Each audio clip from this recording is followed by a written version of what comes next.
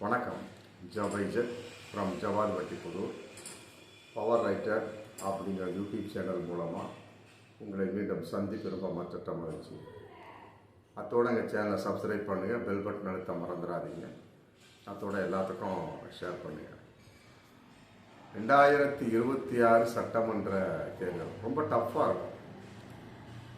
அதில் குறிப்பாக பாஜக பலவிதமான சூழ்ச்சிகளை செய்யும். ஏன்னா மத்தியத்தில் அவங்க இருக்கிறதுனால ஏகப்பட்ட ட்ரெண்டு, ஏகப்பட்ட சூழ்ச்சிகள். ஆனால் அனைத்துமே தவிடுபொடியாகிவிடும் அப்படிங்கிறது நிதர்சனமான ஒரு உண்மை. அடுத்தது பார்க்கக்கூடிய சமயத்தில் அதிமுக எங்கள் கூட்டணிக்கு போவாங்க அப்படிங்கிற மிக குழப்பமான ஒரு நிலைப்பாடு. இப்போதைக்கு ஒரு சூழலில் அண்ணாமலை வாயை அடக்கி வச்சிருக்காரு அமித்ஷா. அதிமுகவை பற்றி ஒரு வார்த்தை கூட பேசக்கூடாது. ஆமாம், இல்லைன்னா பதவியை பிடிக்கிறோம், தமிழக பாஜக தலைவராக இருக்க முடியாது.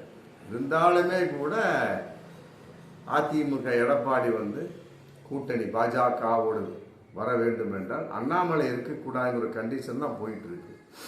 இருந்தாலும் அவங்க சொந்தக்கார வகையில் அப்படி ஈடி அமலாக்கத்துறைன்னு அமித்ஷா அப்படியே டெஸ்ட் பண்ண வகையில் இன்னைக்கு எடப்பாடி படிஞ்சிருக்கிறார். ஆமாம், நம்ம வீட்டுக்கு வந்துட்டாங்கன்னா பெரிய பேஜாராஜன் போட்டு அப்படியே அமைதியாக போயிட்டுருக்கிறாரு.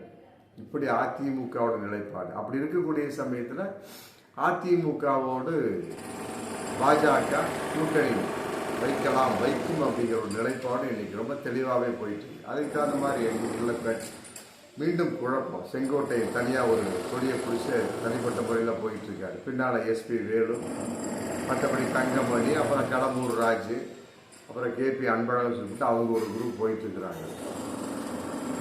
வெளிநடப்பு செய்கிறாங்க. 4 நாளைக்கு முன்னாடி சட்டமன்றத்தில் இவரும் சேர்ந்து வெளியில் செல்லவில்லை, சீட்டில் உட்கார்ந்துருக்காரு. சட்டசபைக்குள்ள செங்கோட்டை. அப்புறம் 4 பேர் சமாதானம் பண்ணி அவரை வெளியே கொண்டு வர்றாங்கன்னா அப்புறம் செங்கோட்டையோட நிலைமை என்ன? அப்புறம் எம்எல்ஏ கூட்டம் நடக்குது.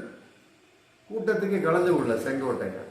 ஆமாம், நான் கேட்டால் நான் சபாநாயகரை நான் பார்க்க சென்றேன். என் தொகுதி எனக்கு பிரச்சனை இருக்குது, நான் மட்டுமா போனேன், என்னோட 7-8 பேர் வந்தாங்க எம்எல்ஏ அப்படின்னு அவர் சொல்கிறார். அது ஒரு சப்பை கட்டான ஒரு விஷயம். எம்எல்ஏ கூட்டம்னா கட்டாயமாக கலந்து, எவ்வளோ பெரிய பிரச்சனையாக இருந்தாலுமே சரி கலந்து கொள்ள வேண்டும். ஏன்னா அவர் தானே பொதுச் செயலாளர் எடப்பாடி. அப்படிங்கிறப்ப அவர் தலைமையில் நடக்கக்கூடிய சமயத்தில் செங்கோட்டை நேர் செல்லவில்லை அப்படிங்கிற ஒரு மிகப்பெரிய ஒரு கேள்வி. அப்புறம் அதுக்கு தகுந்த மாதிரி கேட்டால் எடப்பாடிகிட்ட கேட்குறாங்க, நீங்களே கேளுங்க சொல்லிவிட்டு அவரு போயிட்டாரு. அவர்கிட்ட கேட்டால் அப்படின்னம்னா இந்த மாதிரி பெரிய விஷயம் கிடையாது அப்படின்னு அவருக்கு மடுப்பார். இப்படி ஒரு சூழலில் அதிமுக போயிட்டுருக்கு. ஆமாம், பாமகவை பொறுத்த வரைக்கும் குடும்ப அரசியல் கட்டாயமாக மக்கள் எந்த வகையும் ஏற்றுக்கொள்ள மாட்டார்கள். அதில் குறிப்பாக அவங்களும் அதிமுக கூட்டணிக்கு தாவாவார் அப்படிங்கிற ஒரு சம்பவத்தில் ஒரு நிலைப்பாடு இன்னைக்கு போயிட்டுருக்கு. மற்றபடி விசிகாவை பொறுத்தவரை எந்த பிரச்சனையும் கிடையாது.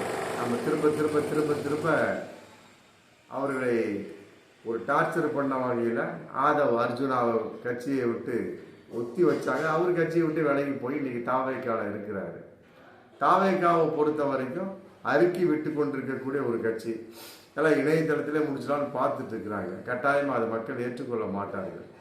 அதே நேரத்தில் ஒரு படம் ஷூட்டிங் ஜனநாயகம் முடிஞ்ச பின்னர் நான் ஃபுல்லாக இறங்கிடுவேன், இன்னும் 14 மாதம் இருக்கு இல்லையா, அதுக்குள்ள நான் இறங்கி வச்சுக்கிட்டு அவருடைய ஒரு நிலைப்பாடு. ஆமாம், கட்டாயமாக அவருடைய இந்த தாவேகா கட்சி ஏகப்பட்ட உறுப்பினர்கள் சேர்ந்து கொண்டிருக்கிறார்கள். அதை பார்த்து ஆளும் திமுக நடுங்கி கொண்டிருக்கிறோன்னு சொல்லலாம். அந்த அளவுக்கு மிகப்பெரிய ஒரு விஷயம். இப்படிலாம் போயிட்டு இருக்க சமயத்தில் தேமுதிகவுடைய நிலைப்பாடு அப்படிங்கிறது மிகப்பெரிய ஒரு கேள்விக்குறியாக இருந்த விஷயத்தில் அதிமுக சொன்னாங்க ராஜ்யசபா சீட்டு உங்களுக்கு தருவோம் அப்படின்னு. இன்னைக்கு எடப்பாடி கையை விரிச்சிட்டார். ராஜ்யசபா சீட்லாம் கிடையாது அப்படின்ட்டா, முடிஞ்சு போச்சு.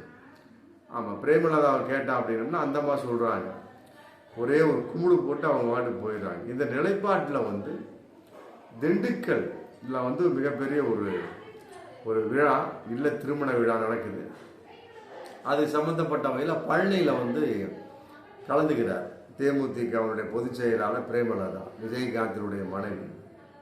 இப்போ கலந்துக்கூடிய சமயத்தில் அங்கே கலந்துக்கிட்டு அப்புறம் பழனியில் ஒரு சாமியை கும்பிட்டு அப்புறம் தங்க ரதத்தை எடுத்துட்டு மற்றபடி எல்லாம் பண்ணிட்டு செய்தியாளர்களுக்கு பேட்டி கொடுக்குறாரு. அந்த பேட்டி வந்து இன்னைக்கு மிகப்பெரிய ஒரு வைரலாக போயிட்டுருக்கு. தேமுதிகவை பொறுத்த வரைக்கும் என்ன நிலைப்பாடு வரலாம் அப்படிங்கிற மிகப்பெரிய ஒரு விஷயம். ஏன்னா அதிமுக நம்பி எந்த விஷயத்தில் அவங்க ஒன்றும் கிடையாது. வரக்கூடிய காலங்களையும் அதிமுக ஒன்றிணைந்தால்தான் கட்டாயமாக ஜெயிக்க முடியும் அப்படிங்கிற ஒரு விஷயம். அதுக்கு ஏகப்பட்ட பேர் எதிர்ப்பு உள்ள அந்த எடப்பாடிக்கு எதிர்ப்பு தெரிவித்து கட்டாயமாக பாஜகவோடு சேர வேண்டும் அப்படிங்கிற ரேஞ்சு போகக்கூடிய சமயத்தில் எடப்பாடி மட்டும் அதை எதிர்த்துக்கிட்டு பாஜகவோட கூட்டணி கிடையாதுன்னு அவர் சொல்லிட்டு இருக்கிறார். இப்படி ஒரு நிலைப்பாடு இருக்கக்கூடிய சமயத்தில் அப்போ தேமுதிக எவ்வாறு நம்பும் அப்படிங்கிற மிகப்பெரிய ஒரு கேள்வி, வெற்றி அடைய முடியும் அப்படிங்கிற கேள்வி.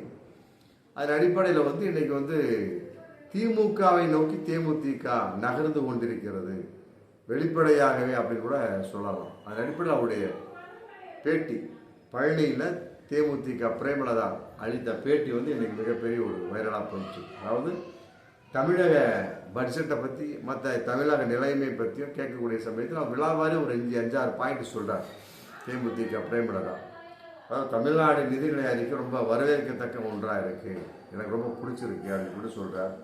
அப்புறம் வேளாண் பட்ஜெட், மற்றபடி பொது பட்ஜெட் எல்லாத்துலேயுமே வந்து மெட்ரோ திட்டம், மற்றபடி உள்கட்டமைப்பு திட்டம், வேலை வாய்ப்பு, மற்றபடி வந்து பெண்களுக்கான திட்டங்கள்லாம் ரொம்ப அற்புதமாக திமுக போட்டிருக்கு, பாராட்டக்கூடிய விஷயம் அப்படின்னு சொல்லிட்டு சொல்கிறாரு. அடுத்த 3வது பாயிண்ட் ரொம்ப கவனிக்கப்பட வேண்டிய விஷயம். அதாவது டாஸ்மார்க் குறித்து குற்றச்சாட்டுல வந்து அமலாக்கத்தில் சும்மா 10ஆம் பொதுவாக சொல்கிறாங்க, அது ஏற்றுக்கொள்ள முடியாது.